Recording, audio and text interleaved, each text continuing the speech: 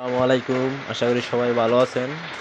অনেক দিন পরে আমার ইউটিউবে ভিডিও ছাড়া হয় না, কাজে ব্যস্ততা থাকার জন্য ভিডিও ছাড়া হয় না। আমার এই বেচ বিক্রি করা শেষ। ঘরটা ধুয়ে পরিষ্কার করে রেখে দিলাম।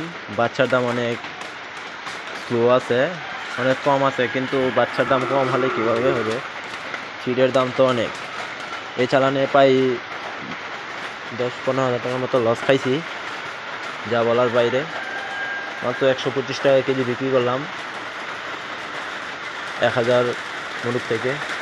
যাই হোক, আমার অল্পই লস হয়েছে। অনেকের হাজার হাজার টাকা, 50,000 60,000 টাকা লস হয়। তাও এই চালান বিক্রি করে ঘরটা পরিষ্কার করে রাখছি। আজকে প্রায় 3-4 দিন হয়ে গেছে, ঘরটা পুরা খালি পড়ে আছে। ইনশাল্লাহ কিছুদিনের মধ্যে আবার বাচ্চা নিয়ে আসবো। সবাই আমার জন্য দোয়া করবেন, যেন সফল হতে পারি, যেন লাভবান হতে পারি। আমার ঘরটা প্রায় সব দিকে পরিষ্কার করে রাখছি, পটাশ দিয়ে চুন দিয়ে রাখছি, চুন দিয়ে পটাশ দিয়ে পরিষ্কার করছি। যাই হোক, এই দেখুন আমার এখানে ঘরটা প্রায় 1000 মুরগির শেড।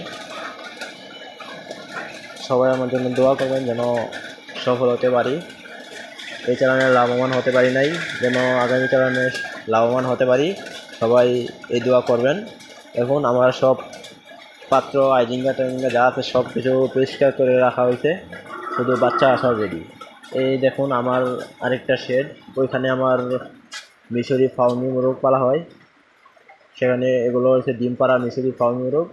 এগুলো আমার ডিম যেতে পাই, পুরানগুলো আমি বিক্রি করে দিয়েছি। এগুলো আমার নতুন শেড আবার তৈরি করেছি।